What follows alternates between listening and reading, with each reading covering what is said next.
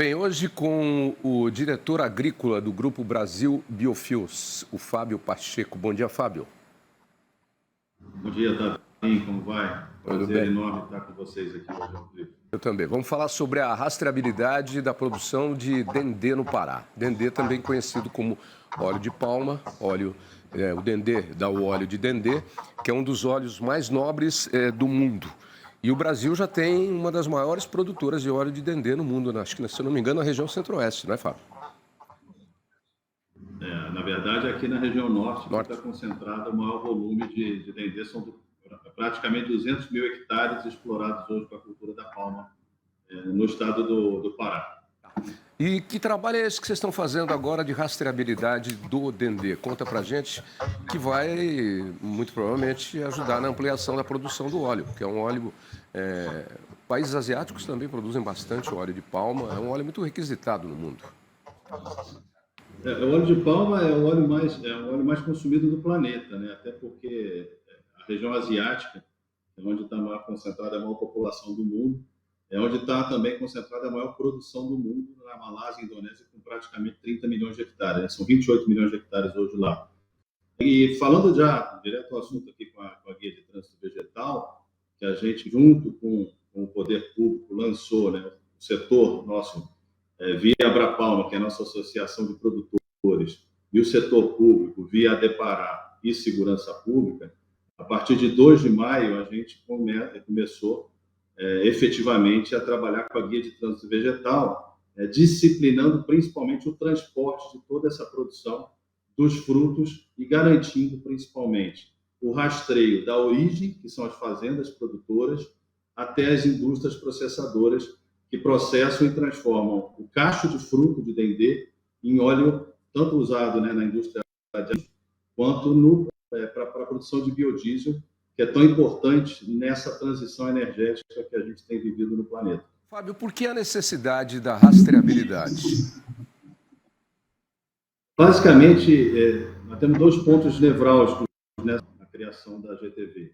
Primeiro, sob a ótica fitossanitária, é garantir, à medida que a gente conhece a propriedade produtora, a origem do fruto, saber identificar e cadastrar, e criar uma grande base cadastral dessas áreas de produção para que as políticas públicas, principalmente voltadas à proteção vegetal e controle de pragas e doenças quarentenárias, evitem e criem, né, um horizonte perene para a produção de palma do país. A gente sabe que a introdução, principalmente de pragas e doenças de outras localidades, pode colocar em risco uma cultura. Isso já aconteceu com a soja no passado recente, com a ferrugem asiática, né? E em outras culturas como cana-de-açúcar, com a ferrugem alaranjada.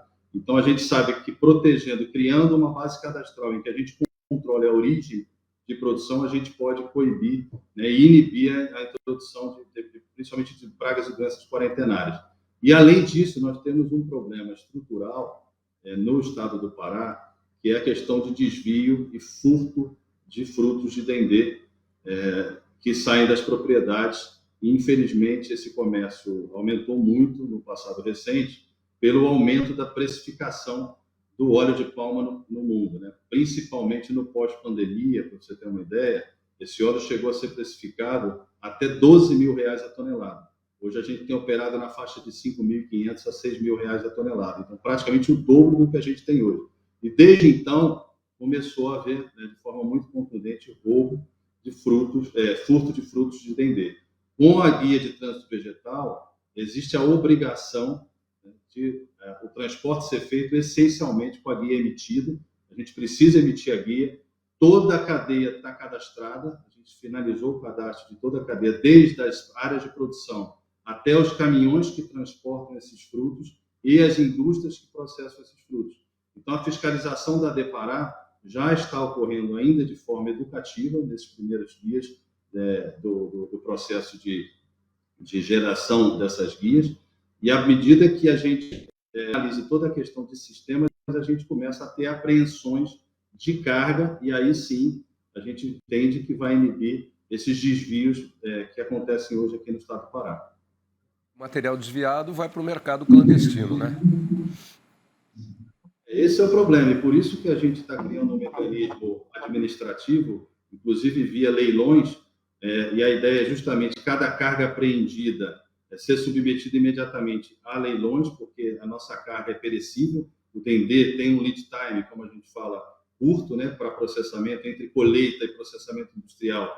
A gente não deve avançar mais do que 48 horas entre colheita e processamento.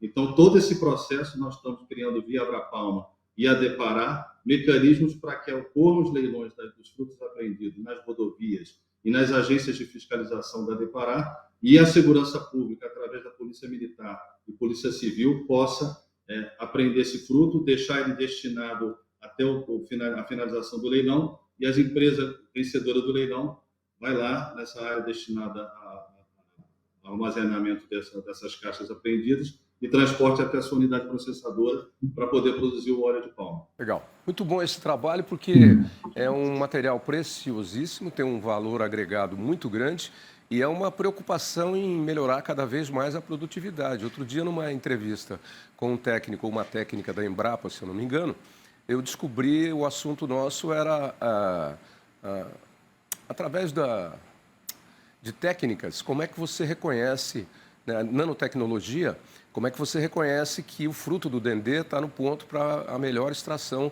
do máximo potencial de óleo dele. Porque, na verdade, você sabe bem disso, mas muita gente não sabe, e eu fiquei sabendo na entrevista, na conversa, o fruto é comercializado por tonelada, só que vinha tudo misturado. Às vezes, colhido mais cedo, ele tem um peso maior e produz menos óleo.